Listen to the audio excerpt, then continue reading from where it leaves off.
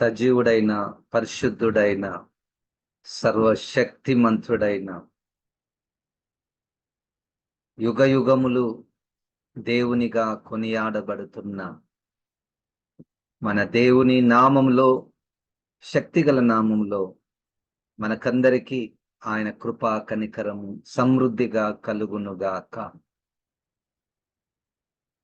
ఆయన పరిశుద్ధ నామమును గణపరచుటకు,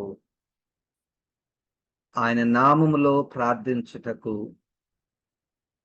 ఆయన మాటలను, కార్యములను, ప్రణాళికలను ధ్యానము చేయుటకు దేవుడు మనకు మంచి అవకాశాలను ఇస్తూ ఉన్నాడు ప్రతిరోజు.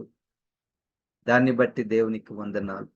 కేవలము ఉదయము జూమ్లో మాత్రమే కాక మనం వ్యక్తిగతముగా, ప్రత్యక్షంగాను, పరోక్షంగాను అనేక కార్యక్రమాలలో ప్రభువు నామములో కూడుకొనుటకు, ఆరాధించుటకు, సేవించుటకు, ధ్యానించుటకు ఎన్నో అవకాశాలను ఈ తరములో, ఈ ప్రాంతములో దేవుడు మనకు అనుగ్రహిస్తున్నటువంటి ఆయన కృపను బట్టి దేవాది దేవునికి వందనాలు.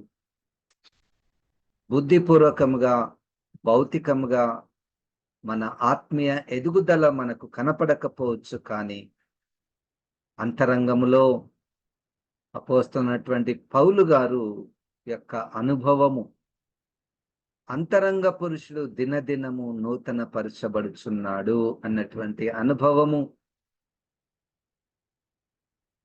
దేవుడు మనకు కూడా ఇస్తున్న విధానాన్ని బట్టి దేవునికి వందనాలను చెల్లిస్తున్నాను. కనాను ప్రయాణములో మన పితరులు నడిచినటువంటి మార్గములో దేవుడు తన ప్రజలకు బోధించినటువంటి బోధలు, వారు నడవవలసినటువంటి మార్గములు వారికి బోధిస్తూ వచ్చాడు. ఆ బోధలే కొత్త నిబంధన వెలుగులో ఆత్మ సత్యమును మనము గ్రహించుటకు ప్రయత్నం మనం చేస్తూ ఉన్నాం. నిర్గమాకాండము 20వ అధ్యాయము 5వ వచనము, ఏలయనగా నీ దేవుడనైన యెహోవానగు నేను రోషము గల దేవుడను, నన్ను ద్వేషించు వారి విషయంలో 3-4 తరముల వరకు తండ్రుల దోషమును కుమారుల మీదికి రప్పించచ్చు, నన్ను ప్రేమించిన ఆజ్ఞలు గైకొను వారిని 1000 తరముల వరకు కరుణించు వాడినై ఉన్నాను. 5వ వచనంలో, నేను ఏలైనగా నీ దేవుడైన యెహోవానగు నేను రోషము గల దేవుడను. ఏలయనగా అన్నటువంటి మాట పై మాటను, క్రింది మాటను అది కలిపే మాట. అంటే పైన ఒక సంపూర్ణ ఆజ్ఞ వాక్యము ఉన్నది. ఆ ఆజ్ఞకు కారణము, ఒక దాన్ని చెప్పినప్పుడు దానికి కారణము చెప్పుట, ఉద్దేశమును చెప్పుట అది ఎంతో మంచిది. సాధారణంగా కొంతమంది మనకు ఆజ్ఞలను ఇస్తారు కానీ ఎందుకు అని చెప్పరు. కానీ దేవాది దేవుడు ప్రతి ఆజ్ఞకు కూడా ఒక కారణం ఉన్నది. పైన ఆజ్ఞ మనకు తెలుసు. ఆ 4వ వచనములో, ఆకాశం అందే గాని, భూమి మీద గాని, భూమి క్రింద ఉన్న జలములలో ఉన్నటువంటి వాటి రూపమునైనను మీరు చేసుకొనకూడదు, సాగిలపడకూడదు, పూజింపకూడదు. ఏలయనగా అది పాయింట్. ఎందుకు మీరు అలాగూ చేయకూడదు? ప్రజలారా, ఒకవేళ ఏ కారణం చేతనైనా దృశ్యమైనటువంటి వాటి రూపమునైనను, అదృశ్యమైనటువంటి వాటి రూపమునైనను మనము చేసుకొని వాటికి సాగిలపడి పూజించి నమస్కరించి సృష్టికర్తకు బదులుగా సృష్టిని పూజించుట ఒకవేళ జరుగుతున్నట్లయితే దేవుడు అలాగు చేయకూడదు. ఎందుకు? ఏలయనగా నీ దేవుడనైన యెహోవానగు నేను రోషము గల దేవుడను. రోషము, నాకు రోషముంది అంటే, రోషము అన్నటువంటి మాటలో 3 మాటలు కనపడతాయి. ఈ 3 మాటల కలయికనే రోషము. రోషము గలవాడను అంటే నీ పట్ల అత్యాసక్తి గలవాడను, అత్యాసక్తి గలవాడను అనే మాట. రోషము గల దేవుడనంటే నాకు కోపమొస్తది.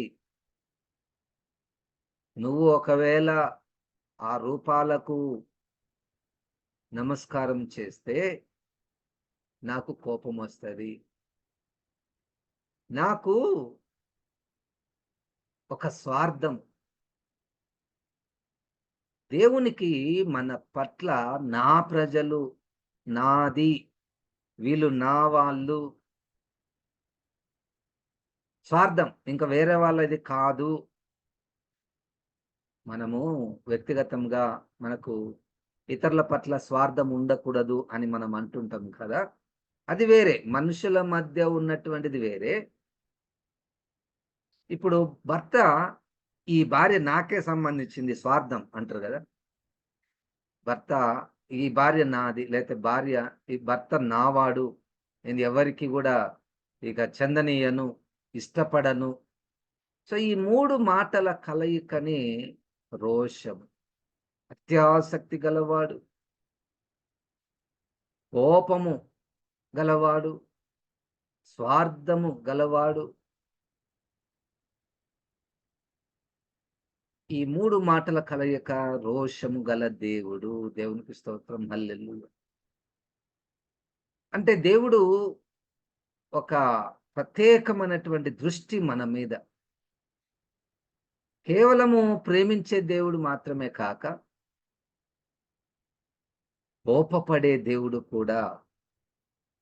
తండ్రి తన పిల్లలను శిక్షించున్నట్లు సరైన మార్గంలో వారిని పెట్టుటకు ఏ విధమైనటువంటి కోపం కలిగి ఉంటాడు?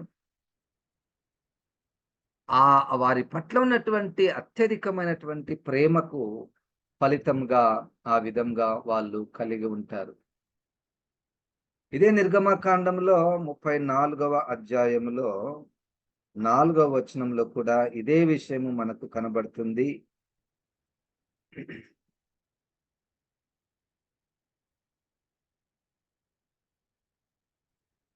34:14. నిర్గమకాండము 34. ఏలైనగా వేరొక దేవునికి నమస్కారం చేయవద్దు. ఆయన నామము రోషము గల యెహోవా. ఆయన రోషము గల దేవుడు. ఆ దేశపు నివాసులతో నిబంధన చేసుకొనకుండా జాగ్రత్త పడుము. వారు ఇతర దేవతలతో వ్యభిచరించి ఆ దేవతలకు బలి అర్పించినప్పుడు ఒకడు నిన్ను పిలిచిన యెడల నీవు వాని బలి ద్రవ్యమును తినకుండా చూచుకొనుము. మరియు నీవు నీ కుమారుల కొరకు వారి కుమారులను పుచ్చుకొను నెడల వారి కుమార్తెలు తమ దేవతలతో వ్యభిచరించి నీ కుమారులను తమ దేవతలతో వ్యభిచరింప చేయుదురేమో. పోత పోసిన దేవతలను చేసుకొనవలదు. మీరు పొంగని వాటి పండుగ ఆచరింపవలెను.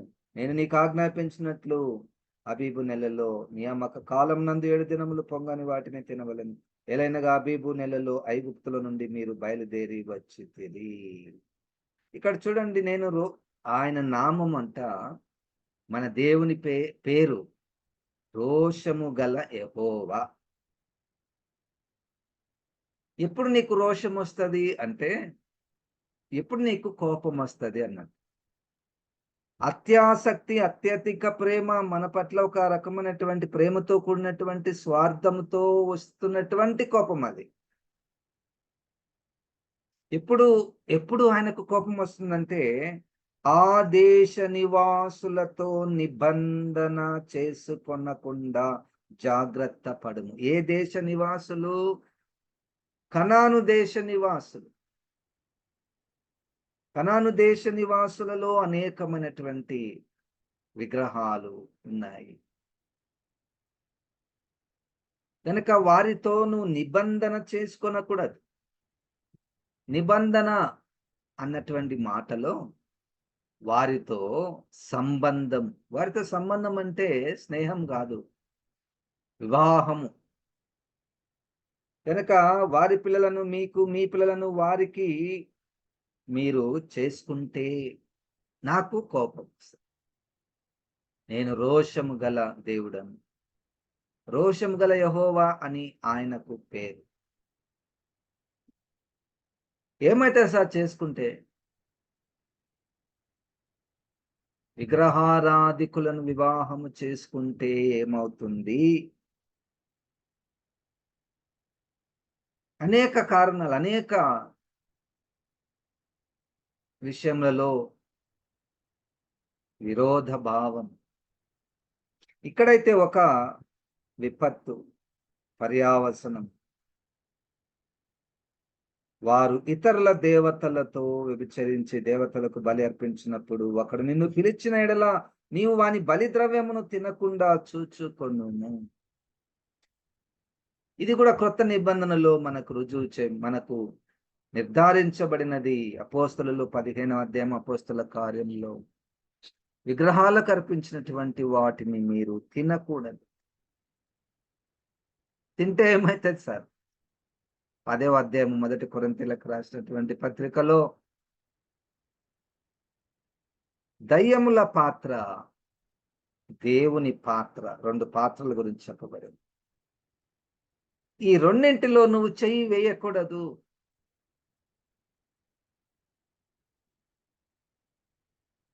ఆ విగ్రహములలో ఏమి లేదు కదా సార్?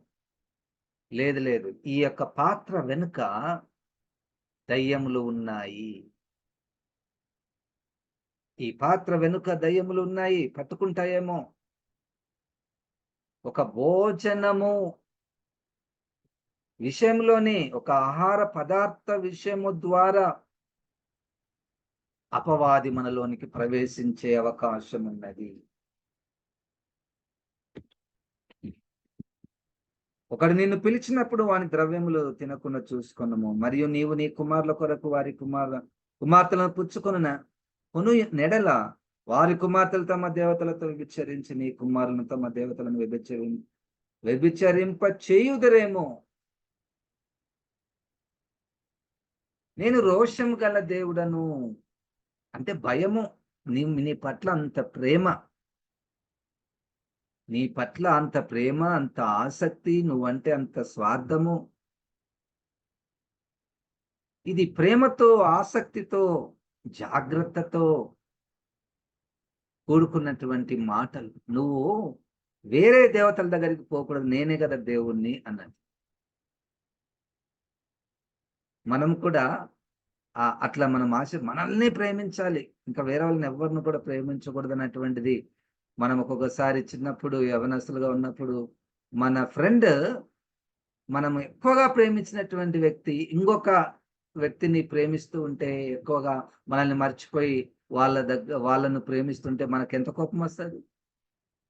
ఆ కోపం, దాని కోపం అన్నారు, ఒక రకమైనటువంటి రోషము, ఆ ప్రేమతో కూడుకున్నటువంటి కోపం అది.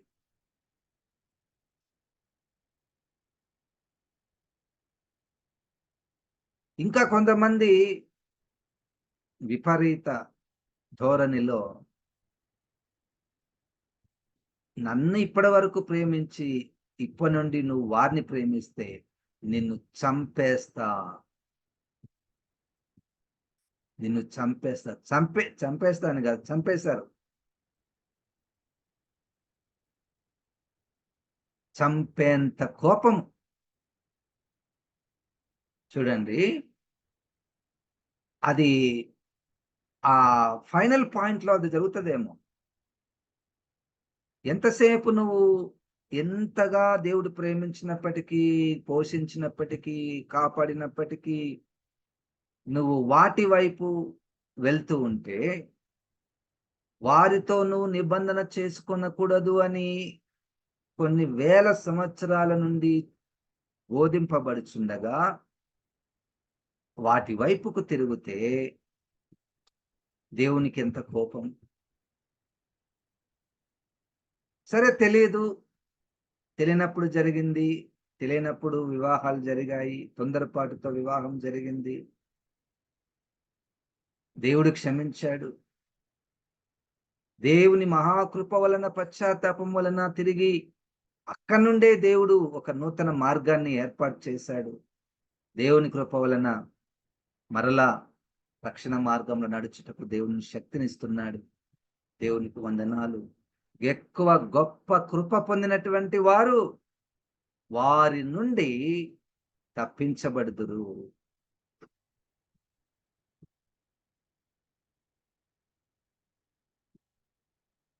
ద్వితీయోపదేశి కాండము 6వ అధ్యాయము 15వ వచనం. రోషము గల దేవుడు. కనుక బైబిల్ మొత్తంలో విగ్రహాల విషయమై చాలా జాగ్రత్తగా ఉండాలి. నీ మధ్యను నీ దేవుడైన యెహోవా రోషము గల దేవుడు గనుక నీ దేవుడైన యెహోవా కోపాగ్ని ఒకవేళ నీ మీద రగులుకొని దేశంలో ఉండకుండా నిన్ను నశింపచేయును. అసలు రోషం ఎందుకు వచ్చింది ప్రభా నీకంటే, మీరు మస్సాలో మీ దేవుడైన యెహోవాను శోధించినట్లు ఆయనను శోధింపకూడదు. మీ దేవుడైన యెహోవా ఆజ్ఞలను అనగా ఆయన నీకు నియమించిన శాసనములను కట్టడలను జాగ్రత్తగా ఆచరింపవలెను. శోధించుట రోషము పుట్టించుట. దేవునికి కోపం ఎప్పుడు వస్తుందంటే, మాకు నీళ్లు లేవు, మాకు భోజనం లేదు, భోజనం ఉంది కానీ మేము అనుకున్న భోజనం లేదు. చూడండి, ఇది కేవలము దేవునినే సనిగినట్లు కాదు. యాక్చువల్గా వాళ్ళు దేవుని మీద సనగలేదు, మోషే మీద సనిగారు. మోషే మీద సనగడము. మన మీద దేవుడు ఒక నడిపించే నాయకుడును పెట్టినప్పుడు, ఆయన దేవుని ప్రకారము నడిపిస్తున్నప్పుడు ఈయన మీద సనగడము, గొనగడము. ఇన్ని సంవత్సరాలు ఈయన ఎవరో, ఎందుకు మా దగ్గరికి వచ్చాడు ఈయన అన్న విషయం గ్రహించక అప్పటికప్పుడే మాకు ఇది అవసరం ఉంది, నువ్వు ఇస్తలేవు కాబట్టి సనగడంలో. ఇప్పుడు మన మీద తల్లిదండ్రులు ఉంటారు, లేకపోతే మన తల్లి ఉంటుంది, లేదా తండ్రి ఉంటాడు, లేకపోతే భర్త ఉంటుంది. వాళ్ళు మనకు కొన్ని ప్రొవైడ్ చేస్తున్నప్పుడు వారి మీద సనుగుట ఈజ్ ఈక్వల్ టు దేవుని మీద సనుగుట ఈజ్ ఈక్వల్ టు దేవునికి రోషం పుట్టించు.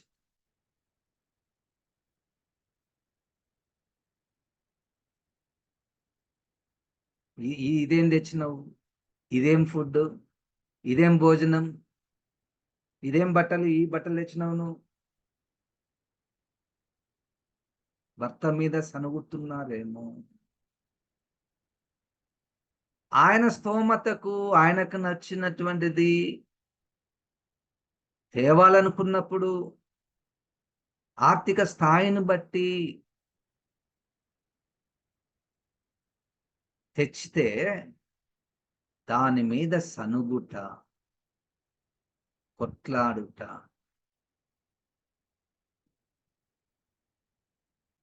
దేవుని మీద సనుగుటనేమో దేవునికి రోషం పుట్టిస్తున్నావేమో. ఇప్పుడు మనల్ని దేవుడు ప్రేమిస్తున్నాడంటే ఎట్లా ప్రేమిస్తాడు? మనుషుల ద్వారానే కదా. ఏది మన దగ్గరకు వచ్చినా తృప్తి కలిగి, ప్రభా ఇప్పుడు నువ్వు నాకు ఈ సమయంలో ఇది నాకు ఇచ్చావు, నీకు వందనాలు. తృప్తి కలిగినటువంటి సంతోషకరమైనటువంటి జీవితము జీవించాలి. చాలాసార్లు ఈ లైన్ మిస్ అవుతుందేమో మనం. నేనేం దేవునేం శోధించలేదు, నీ దగ్గర ఉన్నటువంటి మనుషులను నువ్వు వాళ్ళు దేవుని నామములో ప్రేమతో తెచ్చినటువంటి వాటి విషయంలో, ఇచ్చినటువంటి వాటి విషయంలో సనగడము, గొనగడము ఈజ్ ఈక్వల్ టు దేవుని శోధించుటయే. ఇదేమిల్లు, నాకు ఇల్లు నచ్చలేదు,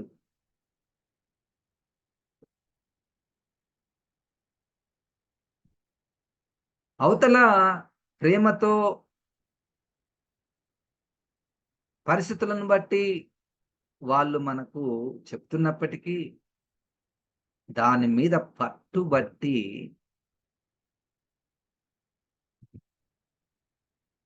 సనగడము, గొనగడము, దేవుడిచ్చినటువంటి వాటి మీద సనగడం, చూడండి దేవుడు మరి ఎందుకు ఈ స్థితిలో పెట్టాడంటే ఆ స్థితి నుండి పైకి మెల్లగా తీసుకుని వచ్చే ప్రణాళిక దేవునికి ఉంటది. స్టార్టింగ్ లో అట్లనే ఉంటది.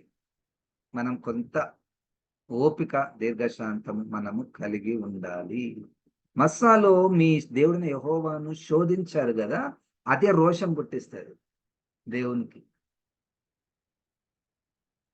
మన చుట్టూన్నటువంటి వారి మీద నిర్హేతుకముగా సనుగుతే, గొనుగుతే, నాకు అది లేదు, ఇది లేదు, అది కావాలి, ఇది కావాలి, ఇంతేనా, ఇదేనా అని మనము ఆ విధంగా చెప్పినప్పుడు దేవునికి ఏదో రోషం పుట్టించినటువంటి వారం అవుతాము. జాగ్రత్తగా మనం చూసుకునవలెను. 32వ అధ్యాయములో ద్వితీయోపదేశీ కాండము 32వ అధ్యాయము 16వ వచనం.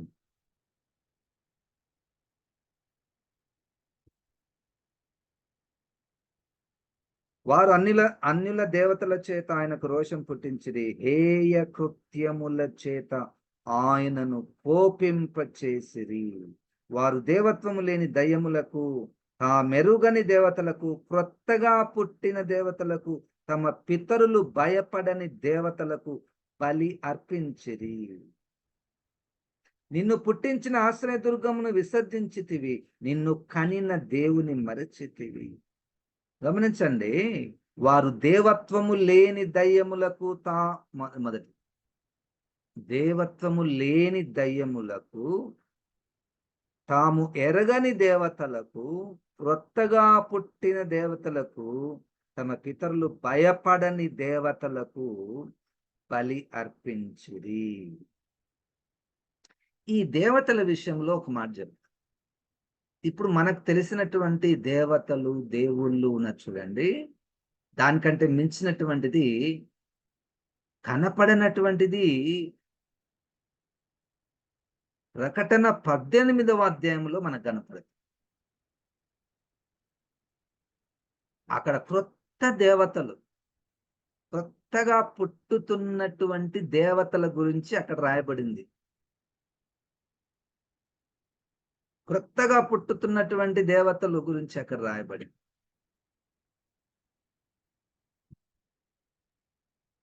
అది మనము చూద్దాము. అది ఎందుకంటే మన మనసులో దేవతలు అంటే వాళ్ళు ఇతర మతస్థులు పెట్టుకునే దేవుళ్ళు, దేవతలు, అది చాలా చిన్న పాయింట్. అసలు కొత్త నిబంధనలో ఆత్మ దేవుడు రాయించినటువంటి దేవతల యొక్క విషయము చాలా మందికి తెలియదేమో. వాటిని గురించి మనము తెలుసుకుందాం. పరిశుద్ధాత్మ దేవుడు, మన దేవుడు పట్ల మనకు ప్రేమ, ఆయన ఆజ్ఞలకు లోబడుట, ఆయన ఇచ్చినటువంటి వాటి యందు సంతృప్తి కలిగి ఉండుట, ఇవి మనకు నేర్పించి మన దేవుణ్ణి సంతోషపెట్టాలి. ఆయన ఆజ్ఞలను పాటించుట ద్వారా ఆయన ఇచ్చినటువంటి వాటి విషయమై తృప్తి కలిగి ఉన్నారా అంటే దేవునికి సంతోషము = దేవునికి ఆరాధన. హల్లెలూయా. ఎవరైనా దేవుణ్ణి ఆరాధించాలనుకున్నారా? అయితే నీకున్నటువంటి వాటి విషయంలో తృప్తి కలిగి ఉండు. నీ భర్త, నీ భార్య, నీ పిల్లలు, నీ తల్లిదండ్రులు, నీ ఇల్లు, నీ ఆస్తి, వాటిని బట్టి తృప్తి కలిగి ఉండు. రోజు ఒక సంభాషణలో ఆస్తి గొడవ. అమ్మ, ప్రతి సంభాషణలో ఆస్తి గొడవ, డబ్బు గొడవ. తృప్తి లేనటువంటి జీవితాలను చూసినప్పుడు వారికి ఇంకా ప్రభువు తెలియదేమో. పరిశుద్ధాత్మ దేవుడు ఆ క్రీస్తు యొక్క ఆత్మను మనలో ఉంచితే మనము ఆయనకు ఇష్టముగా మనం జీవించి ఆయనను ఆరాధించగలం, సేవించగలం. దేవుడి మాటలను దీవించునుగా. ఆమేన్. ప్రార్థన. జీవం గల తండ్రి, మాకు ఇచ్చినటువంటి ఈ మాటలను బట్టి నీకు వందనాలు చెల్లిస్తున్నాము. ఈ వాక్యమును ప్రభా మాలో ఫలింపచేయమని ప్రార్థన చేస్తున్నాము. మరియు ప్రభా మా సహోదరి నీ దాసురాలు జయశ్రీ గారిని బట్టి నీకు వందనాలు, వారి కుటుంబాన్ని బట్టి నీకు వందనాలు, వారి యొక్క వివాహమును బట్టి నీకు వందనాలు. వారి యొక్క వివాహంలో ఇప్పటి వరకు నాయనా నువ్వు చూపిన కృప కొరకై నీకు వందనాలు, వందనాలు, వందనాలను చెల్లిస్తూ ప్రభా ఇక మిగిలిన జీవిత కాలమెల్లా వారిని ఏక శరీరముగా ముందుకు కొనసాగింపనీయమని, వారి కుటుంబంలో నీ వెలుగును నింపమని, వారి కుమార్తె విషయంలో నీ గొప్ప కార్యమును నేను జరిగించు. యేసు నామమున స్తుతించి ప్రార్థిస్తున్నాము తండ్రి. ఆమేన్. ఇప్పుడు మన పరమ తండ్రి అయిన దేవుని యొక్క ప్రేమయు, ప్రభువైన యేసు క్రీస్తు యొక్క కృపయు, పరిశుద్ధాత్మ దేవుని యొక్క సహవాసం మనకందరికీ సదాకాలము తోడయుండును గాక. ఆమేన్. దేవుడు మనల్ని దీవించును గాక.